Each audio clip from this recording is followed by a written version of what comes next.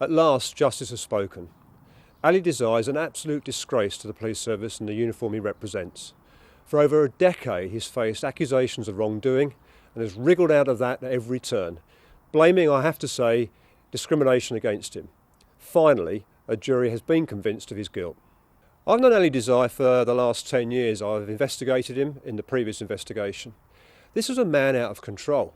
You've got to be a very unlucky person for over a period of 10 years to be facing public complaints, not internal complaints. These are complaints from members of the public, and get away scot-free. This man has played the system. Sadly, he could have been a role model for other ethnic minority officers.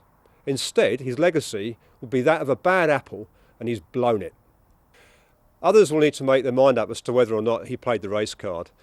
But I think history will show that whenever he got an accusation set against him, the first thing he did was make counter-allegations against those who were investigating him, trying to muddy the waters, trying to undermine those who were investigating him.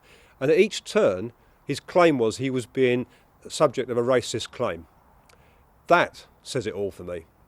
I think a good example of how this man Dizaei has played the system is having been acquitted at the Crown Court, with a number of up to 10 discipline offences still remaining to be faced.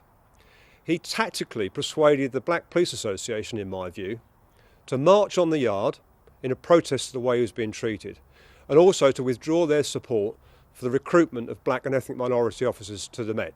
He held a gun to the Met Commissioner and that of the Home Secretary.